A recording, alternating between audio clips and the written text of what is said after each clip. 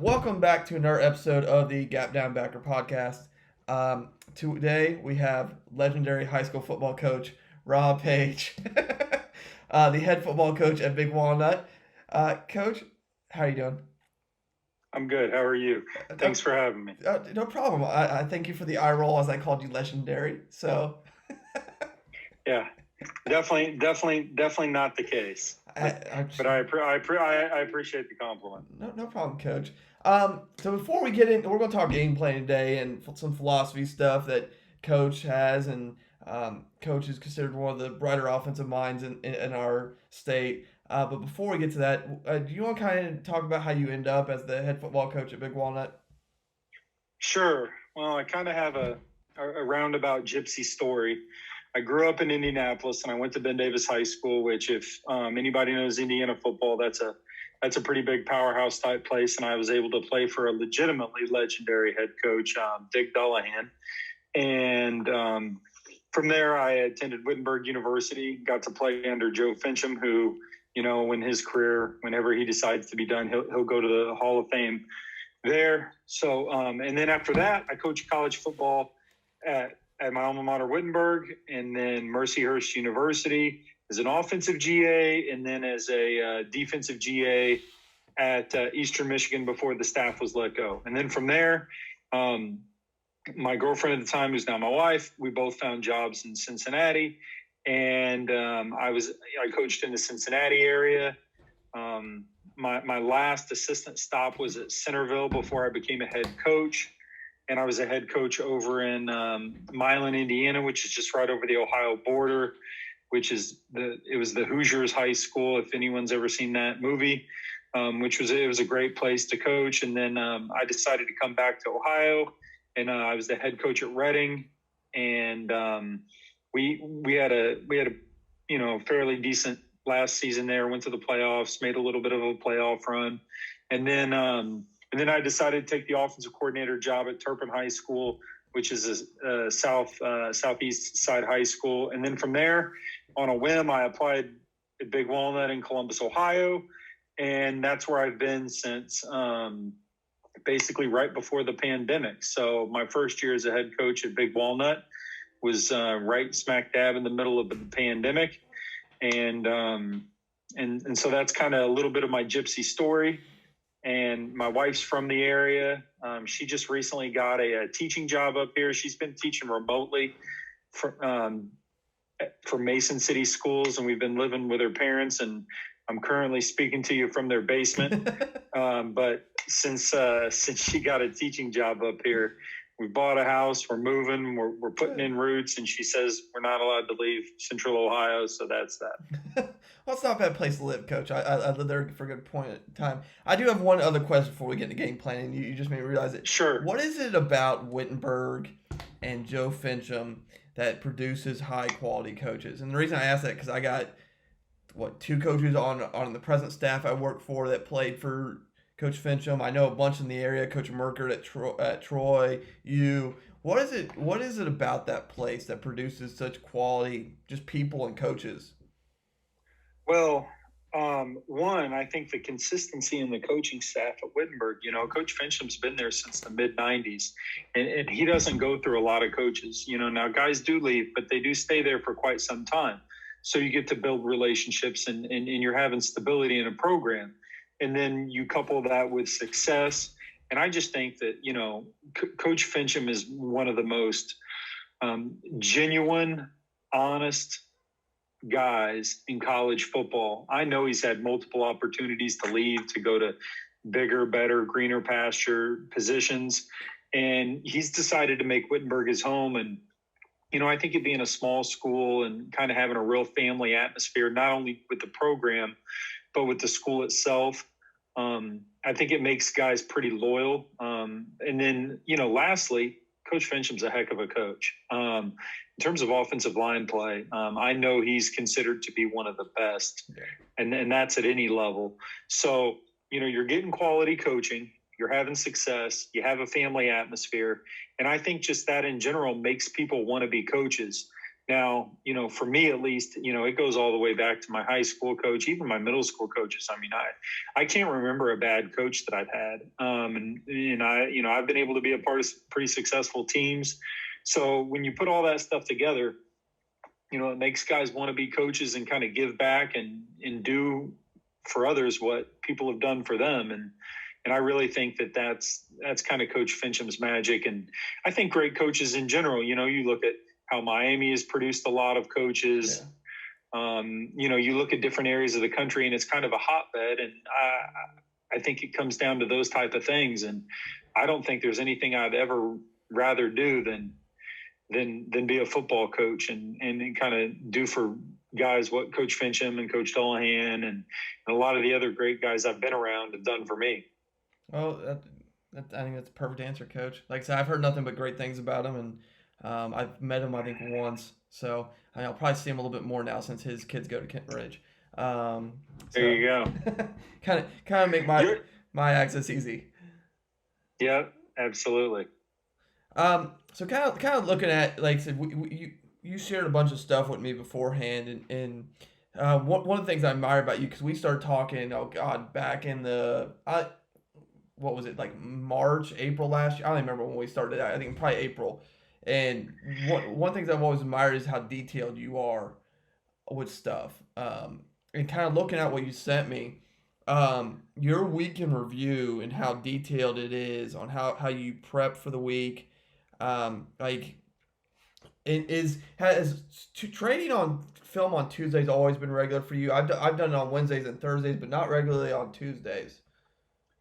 Yeah, so what we do is to try to get a jump on it, because some staffs are a little bit quicker with the exchange on Wednesdays than others.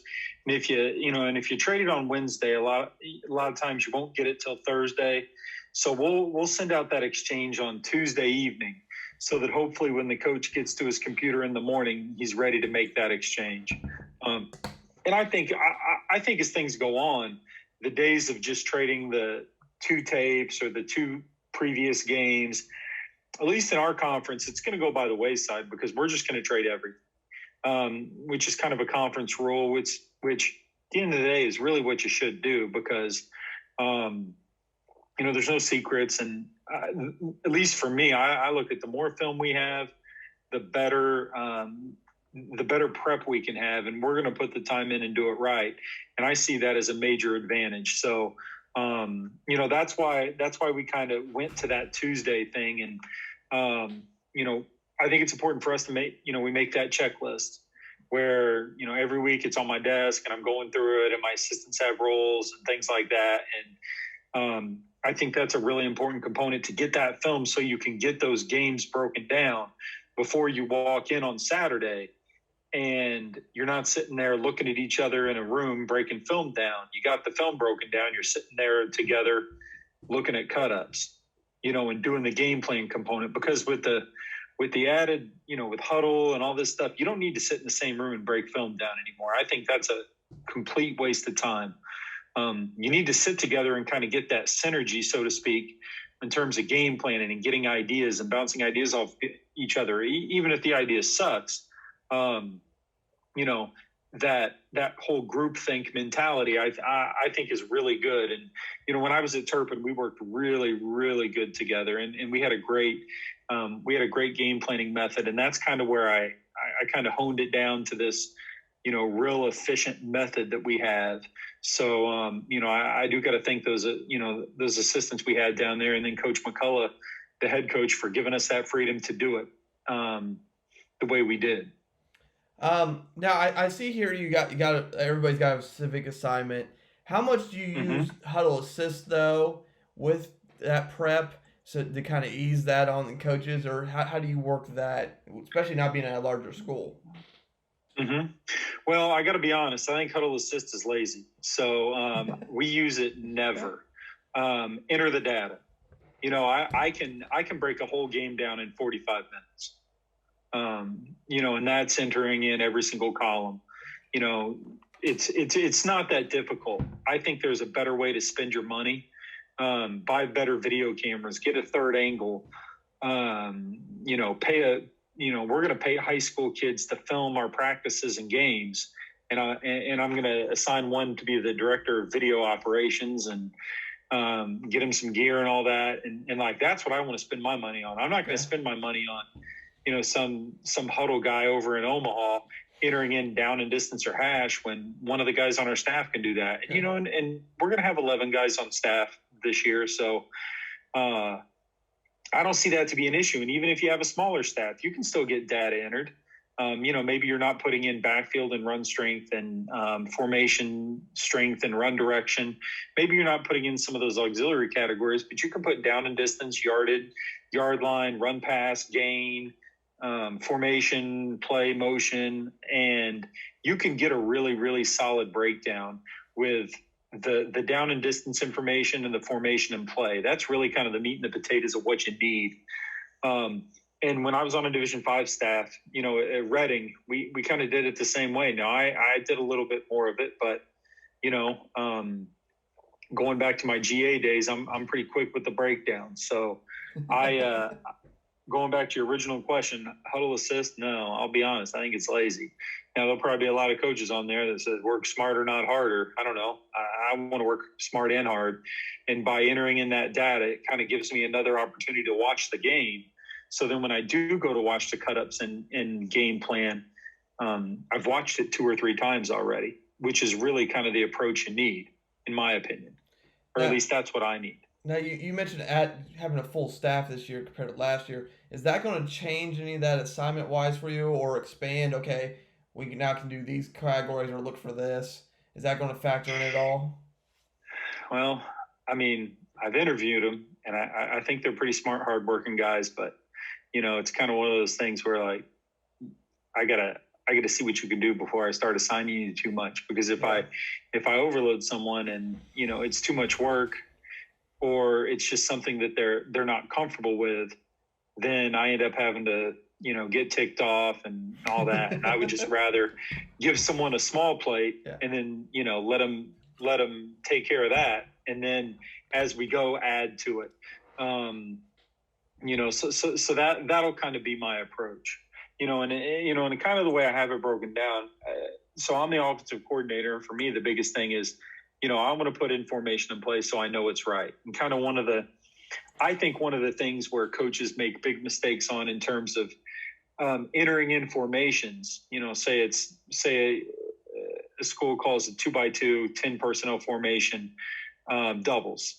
They'll put doubles, double left and put left, and then they'll put double L, and then they'll put, and so then instead of having just, when you want to pull up the doubles formation, they'll have 4 or 5 different ways they do it. Yeah. And then you got to refilter, and it's not giving you the proper stats that you need. So one of the things I talk about a little bit later is it needs to be called the same thing every freaking time. Not double or doubles, whatever you call it, that's what it needs to be called specifically. Have another column for formation direction. Leave the formation column as vanilla as possible. Anytime you want to add more detail to a formation or a play or something like that, create a new column and then tag. So then you can, filter out all the inside zones where they read it and they kick it and they bluff it and they RPO it. And then you can put in all that extra data in another column and look at it from there. But at the end of the day, as a defensive coordinator, all you're wanting to see is how many times they ran inside zone and where's the running back hitting it. Well, they're trying to, run it to the 3 technique so they can bend it in the backside B or something like that. That's got to be I think that's a real critical piece to entering data is the detail in which you do it, which, getting back to your question, is kind of why I'm leery of giving people a bunch of stuff, because then if they screw it up, it's more time for me to fix it than just to do it right. I get it. I've been there when I was in DC. You had to fix labeling and fix all this other stuff. Yep. You got to figure out who can do what. But you mentioned Saturday there, so everything's pretty much pre-put in Saturday. So what does your Saturday look like then? Mm-hmm. Okay, since I don't, most of I said probably maybe the most recent night maybe not be fully done, or it might just got done that this morning. What does your Saturday look like for you and the kids? Okay, So we're going to break down a minimum of 2 games before Saturday, maybe 3, usually not more than 3, because then you start getting into too much data and it may not give you exactly what you want.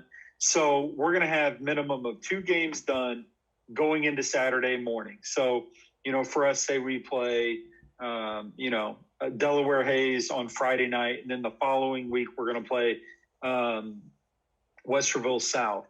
We'll have 2 South games already done, broken down on Saturday morning when we walk in. So then what we do as a staff at 7 a.m. to 8 a.m. ish, we're gonna watch Friday night's game. Now, our defense is going to stat it, and we're going to mark down missed assignments or loaves or things like that. But at the end of the day, we're going to pull probably 20 to, on the high side, 40 plays of the game that we think are like synonymous with the game. Let's say we run wide zone 6 times and the backside guard doesn't get the one technique cut off 4 times. We don't need to show it to him 4 times. We just need to show it that once. I don't think kids need to sit in film for 2.5 hours. So we're going to break it down we're going to watch it and then create a cut-up list between 7 and 8 a.m. At 8 a.m., the players are going to get in and they're going to lift from 8 to 9 in the morning. And then from 9 to 10, they're going to watch film with us. And then after that, the players are gone. I'm going to probably go out and watch the JV and freshman games at that time. And then everyone else, what they're going to do is they're going to break down that 3rd game. And then once the 3rd game is broke down, by the time I come back in, we'll watch our cut-ups. And that's when we'll kind of start creating a cut-up thing. And we'll watch it from there. And after that, then that's when we start building our call sheet on offense. So I have a template for all plays that we run. And then I have the various ways I want to run them. So like, let's use power, for example. I want to run power out of 12 personnel, strong, weak, and with emotion. And then I want to run it out of 11 personnel, with an RPO, with a jet misdirection, and out of empty and a quarterback run. So say there's 7 ways I want to run it. So then we'll go and we'll look at our big formation board that we draw. So we put all of our formations on a big whiteboard and how they're going to align to it. Our offensive line coach is responsible for putting in base alignment. So we'll watch those, we'll filter it formation, alignment by formation, and then we'll watch, all right, pull up pro, we watch all pro, pull up twins, all twins, and then we'll diagram that. Then when we go back to where I said we have that call sheet template. All right, what's our favorite way to run it strong? Well, when we're in pro, they're going to roll the safety. They're going to roll the safety down, and they're going to give you an 8-man box and 5 strong. So you want to line up in unbalanced to move that safety out of there, or you want to trade to get away from him. And that's where you go into the whole game planning thing. What's the best look to run the ball to? Maybe it's twins, because then they rotate the safeties to the pass strength, and you can run it at a corner, and now the corner is kind of the unblocked hitter, as opposed to a safety in the box. And we know corners necessarily aren't that comfortable fitting the run and being the 8th guy in the box there. So that's kind of how we game plan, and we go through and we do it for all of our base runs: outside zone, power, counter, pin and pull, ISO, which is really kind of what we majored in last year. And we do the same thing for pass plays, however many different ways I want to run all of our concepts. And then when we get the base call sheet done, that's when we go through and start working on the scouting report, because you can't work on the scouting report until you get the game plan done. Because what are you putting in the scouting report? You can't do the scouting report and then do the game plan. It doesn't work that way. So game plan first. And that's really what we do. We watch, I'm going through here. Here's the cut-ups we watch. We'll watch formation by play. We'll watch, and then later on when I'm putting together the down and distance component of the call sheet, that's when we'll put, I'll watch down and distance by formation, down and distance by formation coverage, down and distance by formation blitz. So I can start building our, our blitz beater packages and stuff like that. But I don't think you need to watch the down and distance stuff until after the weekend. The weekend is basically spent putting together the base plays. And I know we're on audio here, but if there's ever a point in this where you'd like for me to pull up our, that kind of template that I put together, I think that's really one of the things that's helped us streamline our game planning process is the template, because we know, all right, we want to run, wide zone out of 11 personnel strong, weak, with an RPO, with a motion, and then boom, that's how we build it in. What's the very best way we want to do it? And that's how we game plan it. And that's where everybody can bring those ideas in. It's not like people are bringing in ideas off the wall where, we're wanting to do it, some way we didn't necessarily like last year, line up an empty and bring the back into the backfield and jump him to the other side and then run it. Like, we don't do that. That's not part of our system. So within our system, what's the best way to run it strong? And that idea can be from anybody, because you got to say, well, we need to run it this way to this formation, and it's on the board. It's on the big board. And we look at it, okay, well, we're not running done block hitters. We have numbers, we have leverage, we have matchups. Those are all things that we look at, and you should look at when you go to game plan. You're not necessarily going to get a premium look for every run play, but you never want to run the football into bad looks. And I don't think if you don't break down film, if you don't create that big board, you're going to run to bad looks, because you're going to miss something, and you're going to have a play on the call sheet that makes you run to an unblocked hitter, or doesn't give you an answer to something. And then all week you planned it, and it's like, well, man, why'd you spend all that time on the weekend? You're better served lining up and doing the same thing in every week and spending time with your family. Don't spend all that time to run into unblocked hitters. What about formations that you don't have on film? Like looks like you might have that they haven't seen, whether it's because the other offense had run it, or because they played, because you're more spread is a very loose term nowadays. You can call it something, but say they've saw two wing T teams the first 2 weeks, and it's week 3, and you have no film against gun personnel. How do you adapt for that? Well, I think you also have to, as a coordinator, get the essence of their defense. Okay. Let's use, for example, a very vanilla defense, a 4-4. Well, a 4-4 team is probably going to be based out of cover 1 or cover 3. They're going to be a one high outfit. Okay. So, even though you haven't seen it, you got to think, all right, when we line up in 2x2, we're going to get 10 personnel 2x2. We're going to get a 6-man box, because that's the base way a 4-4 aligns. So you kind of have to get the essence of what the defense is. If they're an odd front, typically odd front teams are going to be 2 high to 2x2 and roll to cover 3 to 3x1. When I say odd, I'm talking 3-4, not stack. Stack tends to have that same tendency of a 4-4. They want to kind of leave those hang players on each side and be balanced up. So then now, that also brings you to some base game plan theories, which we can talk about a little bit later. But if a team is a 4-4 or a 3-3 stack that wants to play those overhangs on both sides, well, then I don't think you line up in balanced formations. I think you line up in 3x1. I think you line up in 4x9. I think you line up in tight end wing twins. You line up in all these formations to give you an extra hat strong and make that weak side overhang player useless, or force them to roll coverage or bump. And then now you're changing run fits. So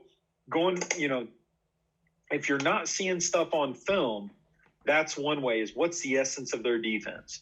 Number 2, I think you kind of got to get a scouting report on the defensive coordinator. Where's he been? What does he like to do? Those type of things. After that, I think, maybe a wing T team, you haven't seen a spread formation, but a lot of times wing T teams will give you twins on one side and tight end wing on the other. Well, how are they lining up to that twin surface?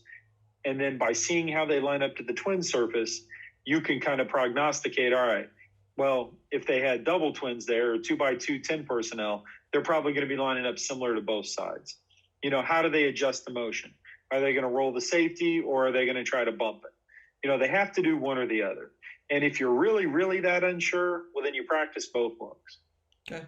And by doing that, it kind of gives you a little bit of, you can make a really good educated guess, and I've rarely had defenses. All right, they line up this on week 2 and 3, and then week 4 they come and line up completely different. And if they do, they're searching. And even though you haven't practiced it, you just, you tell your guys, look, let's, at the end of the day, you got to win the physical fight. So, they're searching for answers, and you're just going to be sounding what you do. And I think all summer, instead of practicing against one look, that's where you practice against multiple looks. And I know this really isn't the purpose of the talk tonight, but how we ID fronts and how we block people, like we're not blocking we don't teach this is how you block a 4-2. We teach you identify the first play side inside backer, you identify the emo, and then you work your rules off of that. I'm a big believer in like the rules. You mentioned the podcast is called Gap Down Backer. Well, obviously those are gap blocking rules. Who cares what front you have? Identify the plus. In power, you're gonna pull for the first play side inside backer, and you're gonna kick the emo, and you're gonna try to have some sort of double team on the front side. So however they align, kick the plus backer, or wrap for the plus backer, kick the emo, and double someone on the front side. And by doing that, it gives you answers, and it allows you to adjust in the game. And then I also think in-game sideline replay is a big deal. We have a really, really nice system. And we don't make halftime adjustments anymore. We make series by series adjustments because we have that video, and it is huge because we get a sideline and an end zone intercut right after every play. So that would be the answer to teams that, if you're a air raid team and you haven't seen an air raid team on film, you don't know how the defense is going to line. Well, you got to understand what's the essence of the defense. My last question for Saturday before we move on to your Sunday. You mentioned on here, looking back through self-scouting, we really didn't hit too much on it. And how in-depth do you get to that season? And how detailed do you get? And how involved are you in that compared to, I know you have it listed here, OCDC, but how much do you allow your assistants to get involved in that? What does that process look like? Self-scout, I think the self-scout really is more for the play caller. Okay. Going back and looking, all right, what plays have I run out of these formations? We're a gun team. So we want to make sure that if the back is on the left side, we're not always running right. We also play with a sniffer. I also want to make sure that if the sniffer's on the right side, we're not always running to the right side. And I think in your system, if you know your system well enough, you can set it up so that some of these tendencies are pretty difficult to spot, and you can do it with motion. So, like for example, when we scheme up our shots, we're never going to run the same shot out of the same formation in back-to-back weeks. Like that's something that we don't do. So going back to your self-scout, well, you know what you did the week before, you just run it at a different formation, or you motion to the formation you want, or you just window dress it in a different way so that it doesn't look the same pre-snap to the defense. I think that's important. But in terms of, what's more important, self-scout and breaking tendency, or being good at what you do? Man, being good at what you do. Like, I mean, if you're a pro-I team and you're going to run ISO strong, well, then it doesn't matter who you're going against. Like, you're going to run ISO strong. Screw your tendency, Like, now that being said, you might be able to window dress it in a different way, and that's kind of why I've kind of done, our system is kind of what it is. But I don't know. I would say that's probably an area that we can grow in, is that self-scout component, because it's always interesting to see what the other team is trying to scheme and stop and things like that. And historically, it's been if the back is one side, they're going to load up the opposite because, back is left, you run right. But the biggest thing I've seen teams try to load up on is a sniffer. Wherever the sniffer aligns, call the strength to that. They have line, a big deal, in college is the linebacker is even keying the sniffer, treating him as a second back and cross keying him so that you get the fit a little bit quicker. And that's an important thing to make sure you're breaking tendency on. Okay. Now let's move to your Sunday here. Is kind of your day for game plan specifics, your scouting report, and then you have a note here, and I think this is where a trend a lot of coaches gone to is more Google Meeting than actual. Oh, let's show up for that 6-hour meeting on a Sunday. The olden days. Yeah, I mean, even when I was at Turpin, and we had 3 offensive assistants that legitimately contributed to the game plan. I'm talking the call sheet that we build, okay? But once that call sheet is built, at least your base run game, base pass game, not your down and distance stuff. Once that's built, you really don't need to sit in the same room, and the offensive line coach is going to draw up they're going to draw up the base runs to, formation. So they're going to draw wide zone strong, wide zone read versus a 3-4. They're going to draw up power. They're going to draw up, and we do everything digital on a program called Playmaker Pro, which is a really inexpensive online drawing tool. And then they take that and then you copy and paste it to a PowerPoint, and then they just send me their PowerPoint slides. And I take the PowerPoint slides and put it together on a main PowerPoint. And then we take that and upload it to Hudl. So we don't give paper scouting reports. We do them on there. And then what I do is each assistant has to give me the video clips that they want to show in the game plan. And then we attach the video clips. So our scouting report is video based and digital play drawing based. And again, I know we're audio, but if that's something you want me to show you, I don't have a problem doing that. So no, I do not think we need to sit together in the same room and do our scouting report policies. I create a Google Doc, and that's where everybody types in their player personnel stuff. So then I just, again, take that and copy and paste it to a document. The stuff that I do on Sunday by myself is the blitz plan. Like, do we need to have a specific blitz plan? Like, every time a team lines up an empty, are they bringing 6? Well, you got to have a specific plan for that. What type of motion or shift do I want to run? Do they have a really good defensive end that lines up to the tight end? Well, put him into the boundary and then shift away and then run to the field to your tight end wing.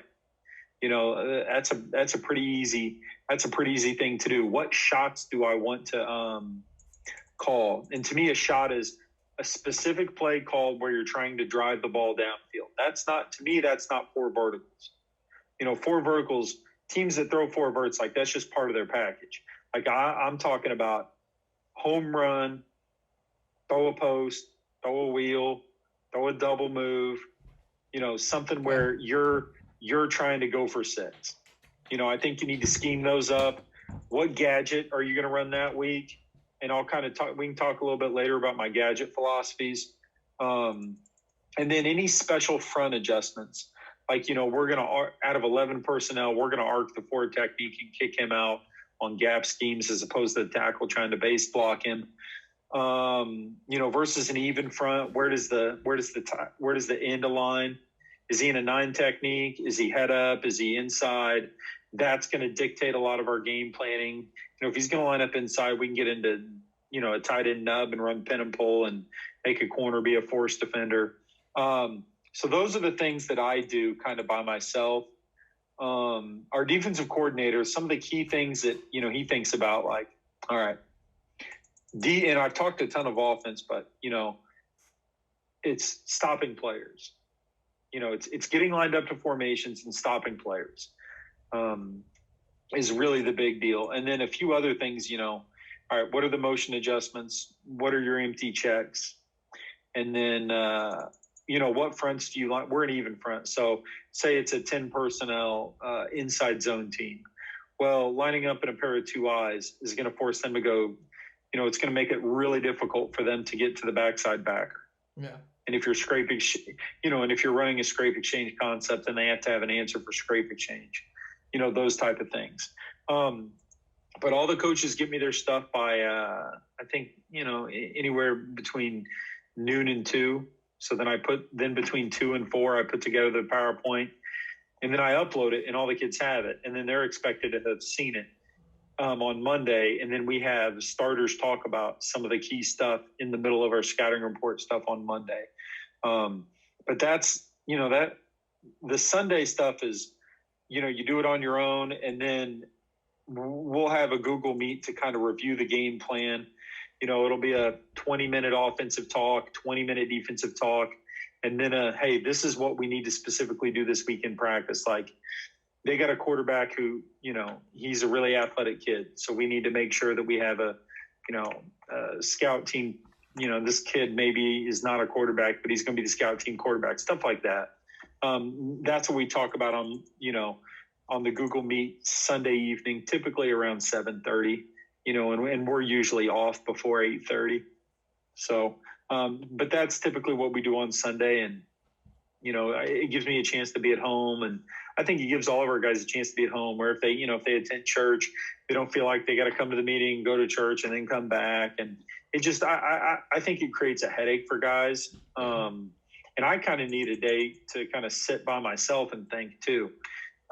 Which benefits me. So that's kind of our Sunday. I don't think it's anything revolutionary, and I think a lot of people probably do something like it. But I do think the fact that we're putting PowerPoints onto Hudl and our scouting reports done that way, I think that's pretty good stuff. So that would be something I'd recommend everybody doing. It has to be PowerPoint. You can't upload Google Slides to Hudl. Yeah. Hopefully soon. So one other thing I want to hit on that before we move to the actual week, and I see it here for both offense and defense, your 3 keys to victory. How detailed? What does that kind of look like? Because keys can be a subjective term unless you know the specifics. Yeah. Yeah. So when we played Kilbourne, they had a receiver that probably had like 6 or 7 touchdowns in like the first, 4 games or so. I mean, he was lighting it up. So one of our keys to victory was no gimmies and deep shots to number 2. Okay. So he doesn't get to catch hitch, and he doesn't get to catch any long balls. So what does that mean? Well, we were going to double him a huge portion of the game. We were going to have a corner press him and then a safety be over the top. So we lost the guy in the run fit. But at the end of the day, we were not going to let number 2 do those 2 things, because that's how he scored the majority of his touchdowns, was on an easy hitch, make a guy miss and score a touchdown, or run by a guy and catch a fade. Yeah. So we were going to refuse to let him do that. Another one, on offense, it might be complete 2 shots. That's a key to victory, because we felt like, we needed a quick strike. Another one could be, win the line of scrimmage. So they could be very specific, or they could be, more of a theoretical standpoint to the game. Defensively force 2 turnovers. So we have, going into every game, we have 3 offensive and defensive goals. I kind of like the rule of 3. So our offensive goals are 0, 30, and 300. 0 turnovers, 30 points, 300 yards. And I like to keep them simple, because every person on the team knows them. I know a lot of people are like, oh, I want to average 5 or 4.7 yards a rush or something. Well, what kid's going to remember that? But they are going to remember no turnovers, 30 points, 300 yards. Defensively, it's 2, 20, 250. Create 2 turns, hold them under 20 points, hold them under 250 yards. So, those are our 3 offensive and defensive goals. But the keys to victory, we usually keep them, pretty simple, so that our kids can remember them, because I make them say them after every single practice. Offensive keys to victory, win the line of scrimmage, 2 big plays, and play mistake-free football. Defensive goals, no gimmies and deep shots to number 2. Another one could, force 2 turnovers, turn them over, and number 3, hit heavy. Yeah. Bring 11 guys to the party, that type of thing. And so our guys have to memorize them, and they have to say them after every practice. And if I call on a kid and he doesn't know one, then everybody does 2 push-ups right there, coaches included. Okay. No, that's perfect, and that's the way to hold your coaches accountable. Let's move into applying your game plan throughout the week through your schedule. And yeah. I would ask you individually each day, but I think we could spend about 30 minutes on each day. Sure. Sure. So go ahead and start at Monday, and then we'll kind of go from there and bounce as we need to bounce. Okay. So I think the big thing is you want all of your team periods to be situational. Okay. Monday, you want to run your base run and pass game. And then defensively, you want to get lined up to base formations and stop their top 5 plays, just in a general sense. Tuesday is first down day. Wednesday is third down and red zone. And that's kind of how we break our team periods up. And we'll do varying third downs, third and long, third and medium, third and short. I've also done situations where we do mini drives, first down, second down, third down. So, and the coaches randomly spot it. And then I'm scripting the first down play, and then I'm calling second and third down with a call sheet. I think that's a really good tool for coordinators to get in the flow of what they want to call in those situations. And then as a conditioner on Wednesday, we do 2-minute drill, good on good, tag tempo. We're not tackling our guys. And then Thursday, we do special situations. So that could be backed up. That could be goal line. Again, we're not doing that live. I don't think you need to. But I think you need to work those key situations. First down is a big one, and then third down and red zone. Yeah. Those are the situations. And I just think if you're doing team periods, and in your team periods, you're just running plays, I don't think you're doing it right. Personally, I think you got to be situational in your preparation. And one thing we do Wednesday after practice as an offensive staff, we sit down and we script our 12 openers. And then that's what we run on Thursday. So when we do our mini game on Thursday, kickoff, defense stop, offense plays, that whole run through a mini game, we will run through our openers. So, and then whichever direction we run the openers on Thursday, we walk through those same openers the opposite direction on Friday. All right. That's perfect. So that's kind of our week breakdown in a quick little explanation. Now I got let's build off a couple questions out there. Now, you mentioned there obviously focusing on special situations and scripting. How detailed do you get in your scripting? How long is your script during practices throughout the week? Mm-hmm. Well, so every team period is scripted. So when I build our third and long plays that we run, we're going to run every one from both directions, from right and left. So, first down, we're probably not going to run all of our first down calls, but we're going to make sure that every single play on the script is practiced. Every single play on the call sheet is practiced during the week. Yeah. Because if it's on the call sheet and you don't practice it, then you don't run it. And if it looks bad in practice, you delete it from the call sheet. I don't think you ever add to the call sheet. You always take away. So that's how detailed our script is. Okay. Now, when you said team, and then go ahead, Coach. Go ahead. No. Go ahead with your question. I'm sorry. Now, when you say team periods, does that include 7-on-7 and inside or outside run, whatever you need to call it, or? So yeah, we'll include 7-on-7 in that. We'll include team run. We do a team run period, and then our full team periods where we do run and pass. And so we will make sure that we hit every play in those, and every one of those is situational. So like Monday 7-on-7 again is base pass. Tuesday 7-on-7, and we do this good on good. We do good on good in 7-on-7, so we service each other.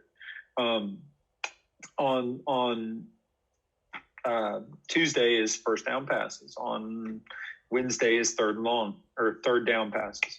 So we'll go third and long, third and medium, third and short, third and long. We'll rotate it that way.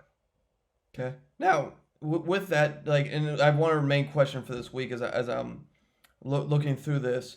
I see mainly, and I want to get a little more depth on this. I see circuits, both special teams, offense, and defense, Tuesdays and Wednesdays. Let's start with special teams before we get to offense and defense. What does your special teams circuit look like for those of you that are special teams coaches looking to kind of enhance their stuff throughout the week?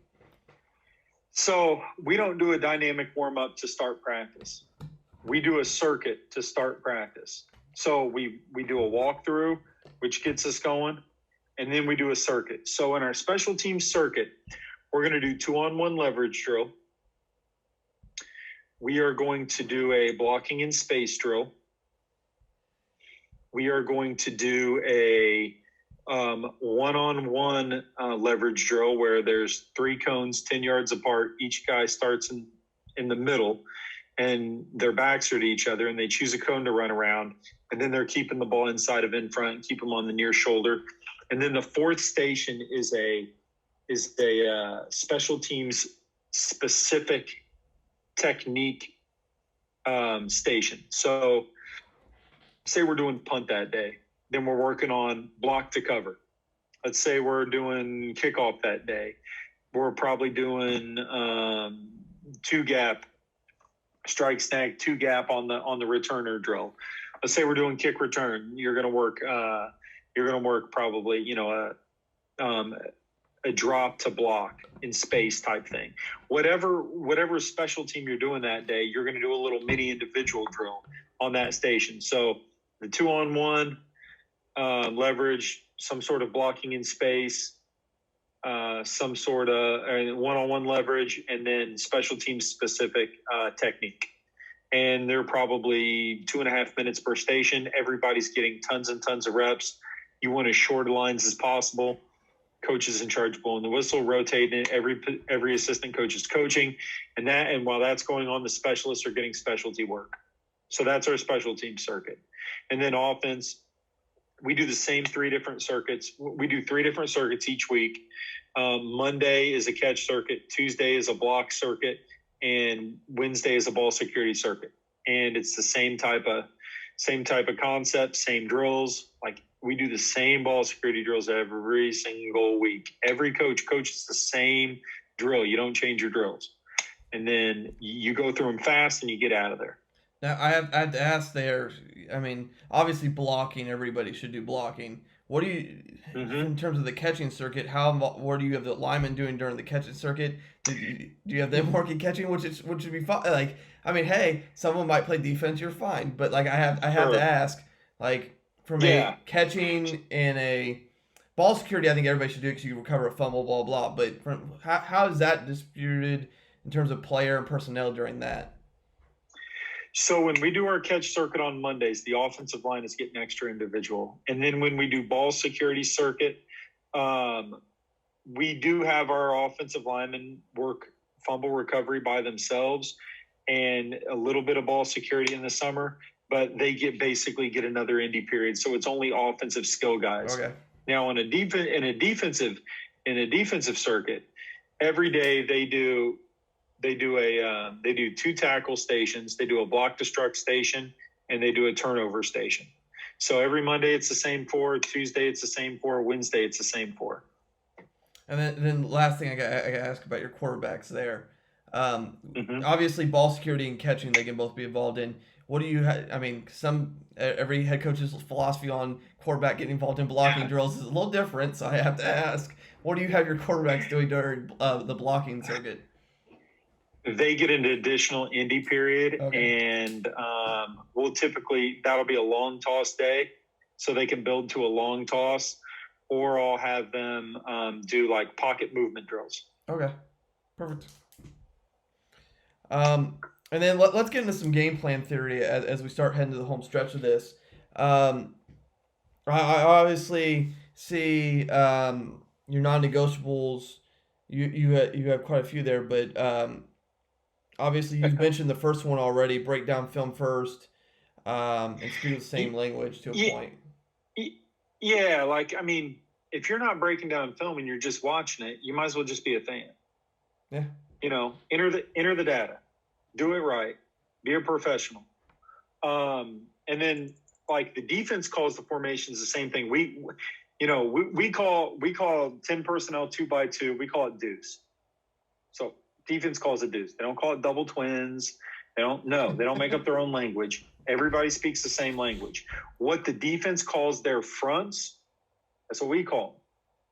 What the defense calls their blitzes, that's what we call them. What we call our routes, that's what the defense calls them. So it's creating that common language. I think that's really important. You got to watch cut-ups. You got to see how they've aligned to 3x1, every single 3x1 clip you have. Okay? Because they're probably going to have more than one way. If they only have one way, then they're in trouble, unless they're just physically better. I think I talked about this already. Build the scouting report last. The base plan needs to be done on Saturday, so that on Sunday you're just working on the wrinkles and the specialty components. And then during the week, that's when you work on your down and distance call sheet. Already talked about this situational plan situation as you go. Never, ever, ever add. Always take away. If it looks bad during the week, it's going to look even worse on Friday. It's not worth it. I couldn't agree with you more. I've been on staffs where, and I won't say this nicely, I've been on staff where I've had a head coach add plays on Thursday. Yeah. And it didn't work, and it didn't work. It didn't look good there, and of course it didn't. But that's a whole other conversation. I couldn't agree with you more. Is do not add, especially to the week you should be taken away.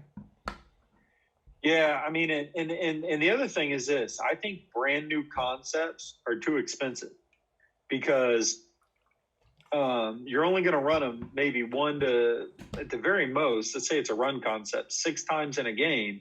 Well, you got to practice it like 10 times more than you're going to run it. Why not just run ISO more or midline more or buck sweep more, and do it out of a shift or a motion out of a different formation. That's where the game plan comes in. It's not new plays. It's new ways to run your plays to get the best look you want. Coach, I feel like you're pigeonholing me by only mentioning older concepts like midline, ISO, and buck sweep. I feel like I have. You know what? Then how about this? You got to run Y cross different ways as well. You can do it out of empty. You can push motion in the back. You can do it at a 2x2. You can play action, and we can talk air raid if you want. I was just trying to give, a little throwback offense. I missed some of those offenses. I could resist. One of the other things I firmly believe in is like having a gadget package. So what I mean by that is like, all right, a reverse, a fake reverse pass, a reverse pass, reverse throwback, reverse flea flicker. So you're building in another layer to the play, but it's not a new concept. Like you want to give the same look and then add another wrinkle off of it. So like, let's just say you're in 3x1. I saw BYU do this and I thought it was really, really good. They ran reverse throwback to the quarterback. They ran, outside zone, fake reverse, pass. They ran outside zone reverse flea flicker back to the sniffer tight end and it was all out of the same formation, and it just had another layer of gadgetry to it. Yeah. So it's not you're scheming up a new gadget, it's you're building on to what you've already done. And I think that's good. Or you run the same gadget out of a different personnel formation, motion, whatever. I think at a minimum you should have 4 specific shots called during a game. the ones that we typically like are this. We like play action post. We like some sort of wheel. We like some sort of isolating your best receiver and giving him a 50-50 ball, and then maybe some sort of double move or a gadget. Those are kind of the shots we're going to scheme up, and we really try to call them. And I also heard a coach say this: you want to call your trick or gadget before the other team calls theirs. Be the first one to call it. Yeah, I don't disagree. That's great, Coach. The smart aleck in me is gonna make a comment here and say I didn't know RPO teams still ran play action, but yeah, I love some naked. I'm a big fan of that. And I guess the last one here that I think is that we started doing at Turpin, and I really, really like this is, we script 12 openers for the first half. And typically, what are your most successful plays? Those plays, because you put the most thought into them. You practice them the most. Like, you believe in them. You know exactly the look you're going to get. So why not do the same thing in the second half? So we script 6 second-half openers. And we tell our guys at halftime, as I'm talking about them, we got coaches drawing them up. Each coach draws 2 different plays so that all 3 of them are drawn on a whiteboard. And they see the plays that they need, and then we're going to run them, and we talk about them, and we have success with those. And I think that's a really good thing, scripting second half openers. And the biggest thing for offense, and I put musts down here in my notes. You got to run to good looks. You got to have a sound protection plan. Who do you need to get the ball to? How many different ways? How many times? I think that's crucial. And that goes back to a Mount Union adage: players, formations, plays. And I could not agree more with that. Yep. You gotta scheme up those premium shots I mentioned, and then how do you take care of an elite player? I think that's also a part of the game plan. Is it a down lineman? Well, maybe you got to double team him if you're running at him. You got to influence block him. You got to arc him. Or maybe it's a defensive end and you just read him and that negates him. If it's a second level player, say it's a 3-4 overhang. Well, is the guy lining up to the strength, the field, or the format? Is he a field player? Is he a formation player? Well, if he's a formation player, put the formation in the boundary and then run away. That'll negate him. And then if it's a DB, I think the number one thing you do to a really good DB is make him tackle the run. Yeah. See how tough he wants to be. And then you might have to redefine what is open to your QB. Listen, when you're throwing here, if this guy, if you're throwing at this corner, and unless he bites on a fake or we just beat him, you get off that read. Don't, if we're running fade flat, don't let the corner bait you into throwing the fade. He's going to jump it, Don't let the safety bait you into throwing the smash because he's over the top. He's going to drive on it. That's not open versus this guy. That's what I mean by redefine what's open for the QB. And then, I think lastly, you just find a way to get your best receiver away from that guy, whether it's motioning him, whether it's lining him up at a different position.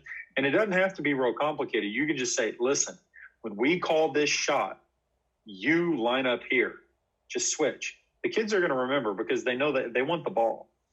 So you don't have to overcomplicate it by thinking up this new way to call a formation to get guys where you want them. Just tell them on this play, you line up here because we're going to try to get you the ball. And if he forgets, well, then he just lost his chance for the year to try to catch touchdowns. And on defense, I'll be quick, but on defense, I think number one, get lined up, be gap sound, stop their top player. Don't let their top player do his best thing. And then fundamentals are always more important than trying to trick an offense. Again, on defense, you try to work and scheme up this, fire zone blitz where you're crossing guys and all this nonsense. Just get lined up and play and bring a simple edge pressure. That those are kind of the things that I think are in terms of game plan theories that we believe and that have been successful for us. That's perfect, Coach. Now, my last question before we do our last 2 things here is, okay. How much? Actually, I'll rephrase this. why 12 plays? Why not 10? Why not 5? Like, everybody's got different numbers, so why do you choose 12? Well, you think, all right, so sets of 3, because you want to think first down, second down, third down. First down, second down, third down. First down, second down, third down. First down, second down, third down. So that's 4 sets of 3, and that will typically either be 1 or 2 drives. So you'll have your first drive scripted if it's a long one where you're kind of pounding it out, or you'll have your first 2 drives scripted, and that'll typically take you into the second quarter of a game. And then by that, it kind of gives you, it allows you to kind of feel the game, and are they doing what you thought they would do? You probably got to throw an empty in there. You probably got to throw a tight end wing in there. You got to throw, a 3-by-1. So you want to make sure you're getting the looks that you want, so you can get it on for us on our replay, so that we can confirm, yeah, they're doing what we thought they would do. Now, have you ever just reran? Say your first script was just successful, and have you ever just run right back through it? I haven't, but that's a pretty good idea. I'm just, sometimes as offensive coordinators, we get too tricky, and you don't need to call new plays. Just keep kicking their ass with the same plays. I have not, but I have pulled from that first script to the second half script. Now I have lined up in the same formations. Like this year, we got pretty advantageous looks to tight end, backside, and then trips opposite. And if a team lined up a certain way, we were going to run pin and pull. If they lined up another way, we were going to run wide zone. If they gave us numbers to the 3 receiver side, we were going to spit a screen out there. And, so we definitely come back to formations. But coming back to those same looks, probably should do that more often, Coach. Just a thought. I once about every 6 weeks, I have a good idea. So there you go. Yeah, that's a good one. I'm gonna take that one and run with it. And then my last question is, because everybody, and you've kind of mentioned your philosophy on game planning. How much is out of that opening 12 are you looking for something, just in case maybe you haven't seen how they're going to react to it? Because you said you can kind of formulate how they're going to react to it, or you have a good idea. But is there anything you're trying to see in those first 12 that maybe you weren't sure of, or you wanted to see? Well, I think empty's a big one. We faced the team when I was at Turpin, who was a really solid team, Troy. And every time we went empty, they went too high. And we threw empty smash with our best receiver being the number 3 to the field, running a middle of the field bender route. And we told our quarterback, if they're too high, we want you to take the bender. And it was a long night for Troy. I think we put up 62. And this was a Troy team that won 9 games. And I was not expecting them to line up like they did. So I came back to that. I think we scored 3 touchdowns on it, or maybe 3 long plays or something. It really, really hurt them. And, our quarterback was super comfortable throwing that. I think empty's one of those. I think lining up in a condensed formation is another one that you can put out in your openers and see how they align. I think I call it an exotic empty. So like a sniffer, 4-by-1 or 4-by-none, like putting 4 receivers out there and, maybe condensed, maybe not, 2 of them covered, and then a sniffer off the ball. How's the team going to align to that? That's something you may not see. Well, all right, are they going to honor the numbers? Great. Run your cue, because it's a light box. So it's kind of more of I would say, I wouldn't call it an RPO. I'd say it's a package concept. Do they have screen numbers? If you have screen numbers, take it. You don't have screen numbers, run the concept. Or you can even get in an empty formation where it's quick game, screen, draw. And it's all pre-snap decided based on numbers leverage matchup. And I think those are plays you want to give early to kind of how are they going to align, and then kind of go from there. I mean, we lined up, again, when I was at Turpin, we played Lakota East first week 1, and we lined up in a diamond formation. So basically a quad bunch with a single. And we did just that, and we ran it about 8 times. And we threw the now screen probably 2 or 3. We ran quarterback draw a couple times, and we threw a bunch of backside quick game. And they really struggled. Now, it was week 1. We had never shown it. And and we had pretty tough personnel too. So that always helps. But those are the things I think in general. Empty is the one you want to line up to see what they do. And if you're unsure, maybe you want to freeze it at the line and see what they're doing. So then if they are bringing it heavy pressure, you can either sprint out away from it or maybe throw a tunnel screen. Anderson down in Cincinnati, they make a living off of empty. If you don't pressure, they're throwing Y cross or now screen if they have numbers.